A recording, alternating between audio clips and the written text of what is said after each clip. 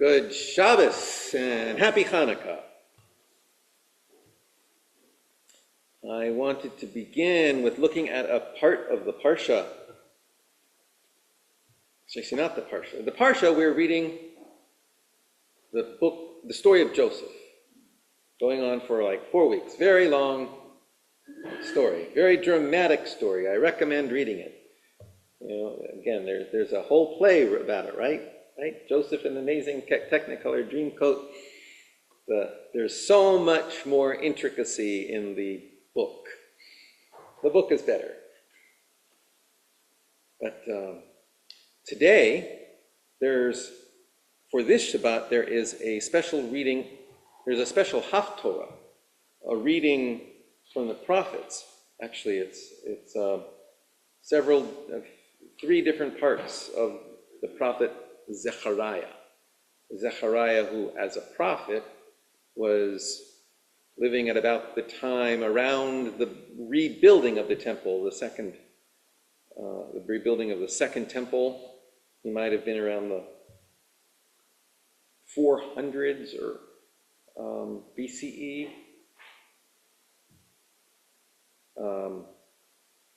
Which is much earlier than 165 BCE, the time of Hanukkah. But the end of the Haftorah reads like this.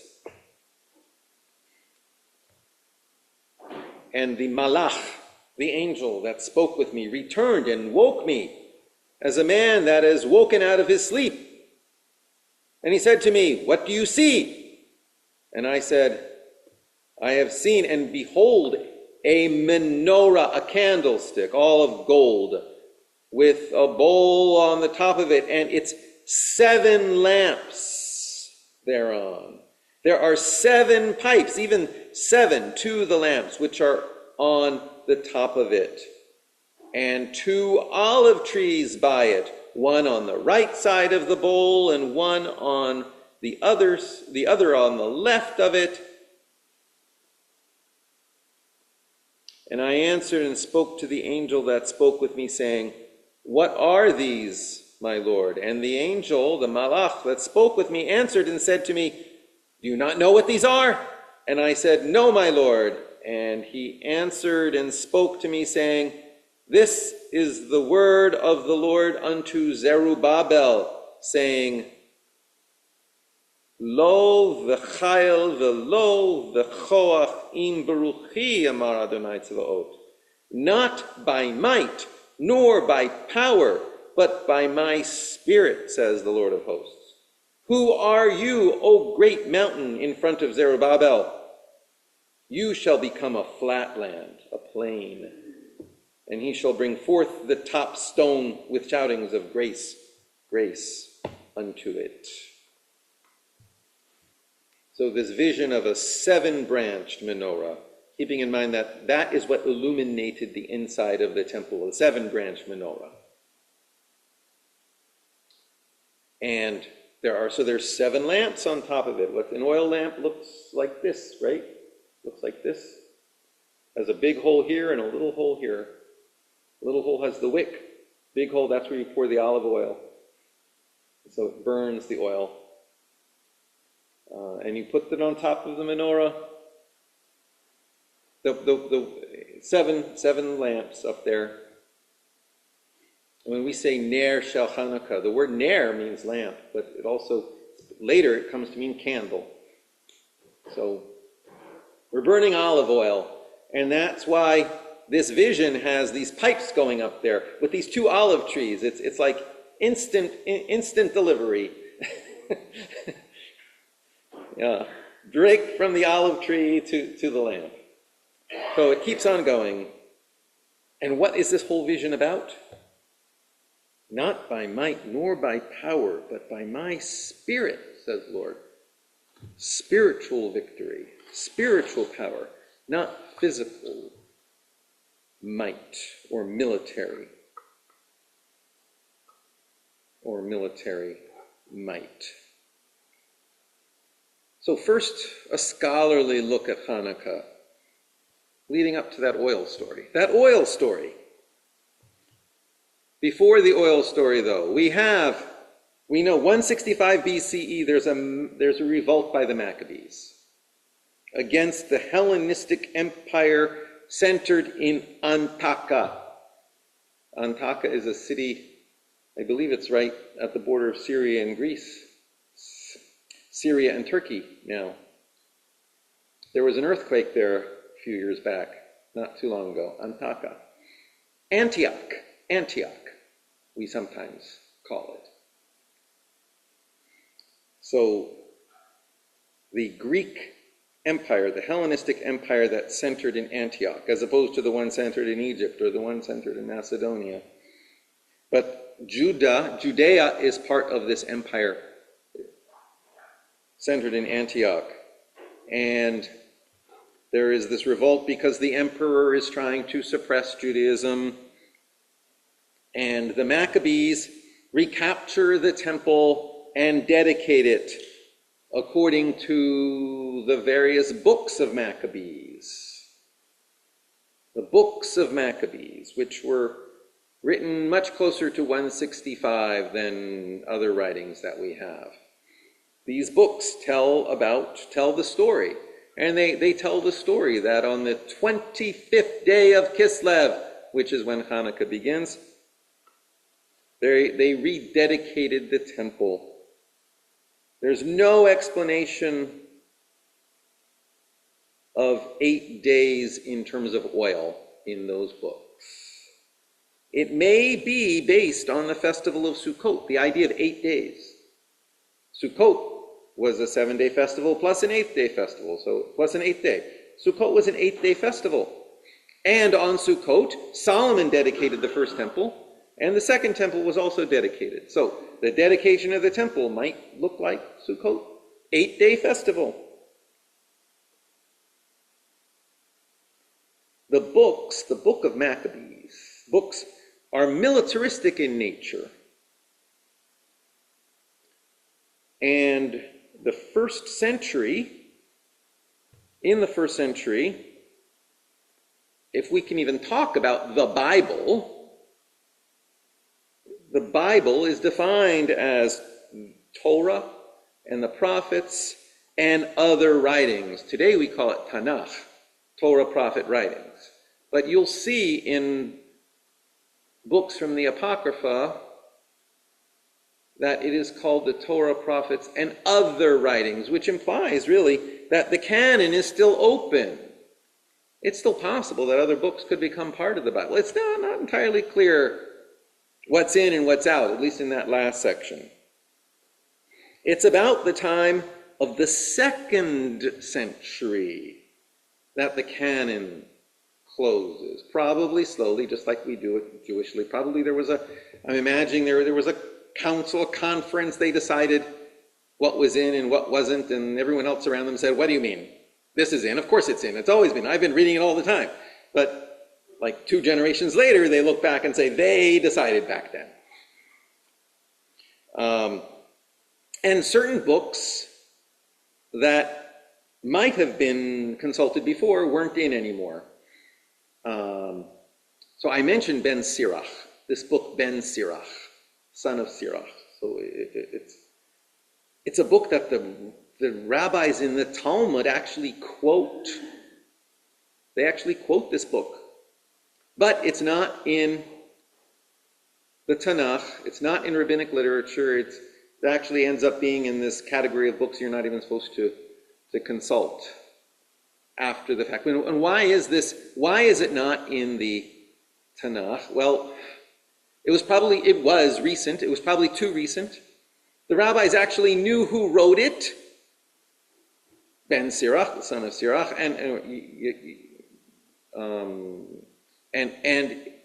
the Greek translation of Ben Sirach actually has an introduction by his grandson.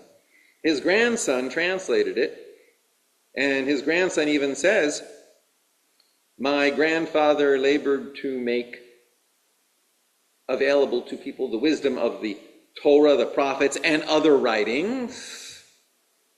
And I have endeavored to put it into Greek, but there's no way that the language I've chosen captures the original. It's really good to see ancient literature noting that the translations never encompass the original. The book of Ben Sirach was too recent, and for that reason, probably for that reason, perhaps for that reason, was not included in the canon. Other books were not included in the canon, including the book of Maccabees. They were all excluded. They were probably too recent.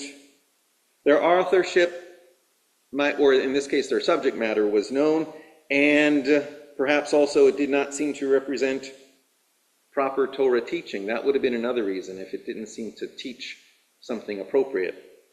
And the book of Maccabees was militaristic and celebrated the Hasmonean dynasty. And if you know the history, after the Maccabees, a Jewish kingdom, comes into being. And the Maccabees family, the Hasmoneans, they're the ruling family. And they're both priests and kings. And that's a problem for the rabbis, the union of the priesthood and the kingship. And also a problem is that this kingdom descends into civil war. It's a problematic kingdom.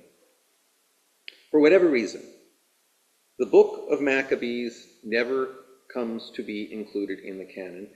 And when the Mishnah is developed, probably first as an oral text, as in a text that is set but recited, not written down, the Mishnah has tractates for different holidays. Different holidays are covered in different parts of the Mishnah, like Psachim is for Passover, Rosh Hashanah is for Rosh Hashanah, Yoma is about Yom Kippur, Megillah has something to say about Purim. Nothing for Hanukkah. Hanukkah's not there. Hanukkah's not in the Mishnah at all. Now, the book of Maccabees do get preserved somewhere, at least the first and second book of Maccabees. The church community preserves the book of Maccabees as part of a group of books that are semi-canonical. They're not quite in their Bible, and it's not quite out of their Bible. And they're pretty much content with that until the Protestant Reformation, when the Protestants say, these aren't part of the Bible, period. So then the Catholics say, these are part of the Bible, period. So the book of Maccabees is in the Catholic Bible, two of them. So I often say, they got the books. We got the holiday, they got the books. But the oil story is not in the books. Hanukkah is ultimately discussed in rabbinic literature when in the Gemara, which is a part of the Babylonian Talmud after the Mishnah, the Gemara is in Masechet Shabbat, where they're talking about Shabbat. And what are they talking about? Lighting Shabbat candles. They're talking about lighting candles. And then you read Tanu Rabbanan, the sages taught in a Baraita. What's a Baraita? A Baraita is a Mishnaic era teaching that wasn't included in the Mishnah. So there's teaching about Hanukkah out there, and it may be even that Hanukkah is being observed in some way, because we read in this place in the Talmud of a dispute between Hillel and Shammai. That's the 1st century already. Hillel says, on the first day you light 1 candle, and on the second day of Hanukkah you light 2 candles, and on the third day of Hanukkah you light 3 candles. Shammai says, on the first day of Hanukkah you light 8 candles, and on the second day of Hanukkah you light 7 candles, and on the third day of Hanukkah you light 6 candles, all the way to the end of Hanukkah when you light 1. And the Talmud is wondering, why are these scholars, what are they basing this on? And the Gemara, the later part of the Talmud, surmises that maybe Shammai is thinking going back to Sukkot. Because on Sukkot, on the first day of Sukkot, you sacrifice 8 bulls. And on the second day of Sukkot, you sacrifice 7 bulls. And then 6, 5, 4, 3, 2. Till Shmini Atzeret, 8th day, you sacrifice 1. But Hillel said, you do not diminish in holiness. So you go up in increasing light. And in the Talmud, then, we read that the sages teach in a Baraita, it's a mitzvah to place the Hanukkah lamp at the entrance to one's house on the outside so that all can see it. If he lived upstairs, he places it at the window next to the public domain. And in time of danger, which presumably means when the Gentiles issue decrees to prohibit kindling the lights, he places it on the table, and that is sufficient to fulfill his obligation. And a short while later in the Gemara, it goes even further, and it says something very peculiar. My Hanukkah. What is Hanukkah? What is Hanukkah? And the answer, on the 25th of Kislev, the days of Hanukkah are 8. One may not eulogize on them, and one may not fast on them. Why? When the Greeks entered the sanctuary, they defiled all the oils that were in the sanctuary. And when the Hasmoneans' monarchy overcame them and emerged victorious over them, they searched and found only 1 cruse of oil that was placed with the seal of the high priest. And there was sufficient oil there to light for only 1 day. A miracle occurred, and they lit the menorah from it 8 days. The next year, the sages instituted those days and made them holidays with the recitation of Hallel and special thanksgiving in prayer and blessings.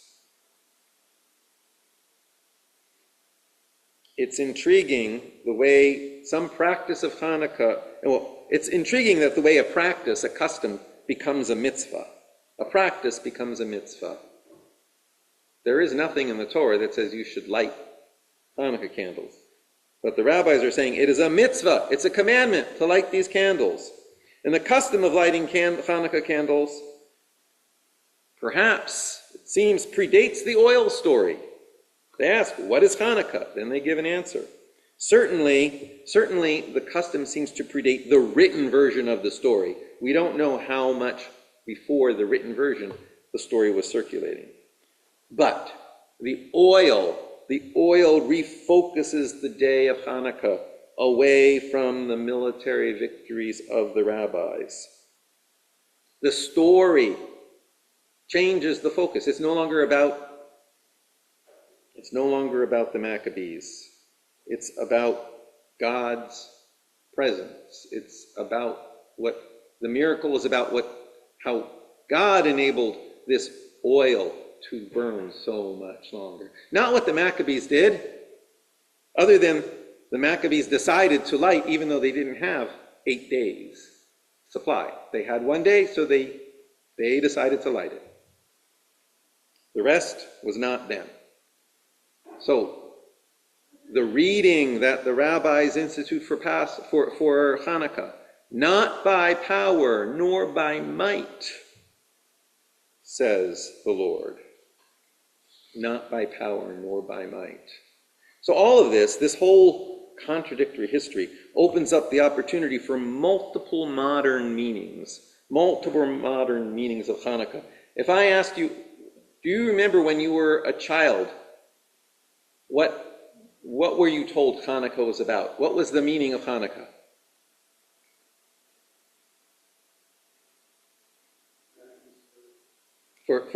I hear the Maccabee story. I was told that it was about religious freedom. Did you hear that growing up? Hanukkah's about religious freedom? Sidebar. There's a sidebar. Okay. I was told it was religious freedom, which is a very American idea. I also noticed when I was growing up that on the Hanukkah gelt, the chocolate candy, the chocolate coins, who was on the big coin? Took me a while to figure out who that was. Who was on the big coin at the time? Theodor Herzl. Theodor Herzl. Asking, what's Theodor Herzl doing on the Hanukkah gelt? Well, that's because a Zionist reading of Hanukkah is about reclaiming sovereignty and about a group of people actually, yes, Jews rising up and reclaiming it, not waiting for God, the secular Zionist. Hanukkah is the beginning of the Second Commonwealth. 1948 is the beginning of the Third Commonwealth. There is a Jewish, every 4 years there's Jewish athletic games. What are they called? The Maccabia. So Jewish communities all over the world send athletic delegations to Israel, and they have a Jewish Olympics, right? It's based on the Olympics. The Olympics, modern Olympics, are based on the Greek Olympics. What were the Maccabees fighting? The Greeks. Okay, we'll let that go.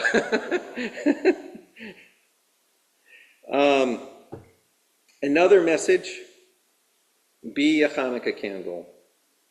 The Jewish people is the oil that lasted far longer than anyone could have expected.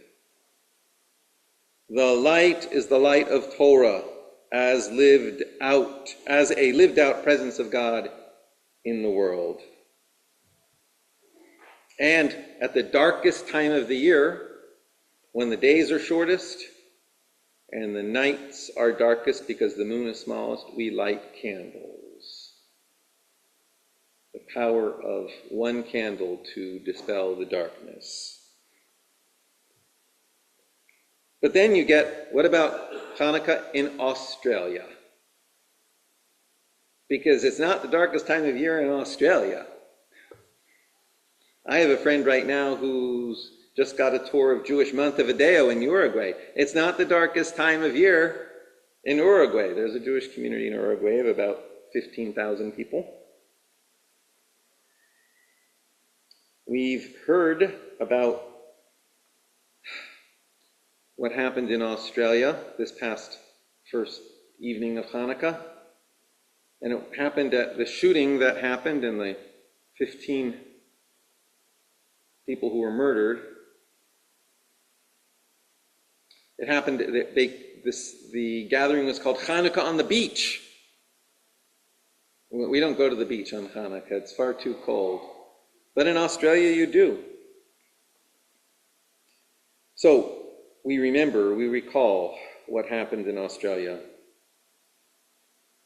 And we mourn what happened in Australia, except that on Hanukkah we're not really, according to that, what we read in the Talmud, we're not supposed to mourn, or at least not over the Hanukkah candles. So we promise resilience. We promise resilience. That's another message of Hanukkah. Resilience is also a theme in the life of Joseph, by the way, in today's Parsha, just to get a little bit of the Parsha in there. We promise resilience. We will not forget what happened on Bondi Beach. It's as if a new chapter is added to the story of Hanukkah, a new set of martyrs. And we must recommit ourselves or rededicate ourselves, since Hanukkah also means dedication. We rededicate ourselves to carrying on the people of Israel and the light of Torah. Am Yisrael Chai, the people of Israel lives, the Torah of Israel continues. Be that candle and shine that light outward. Shabbat Shalom and happy Hanukkah.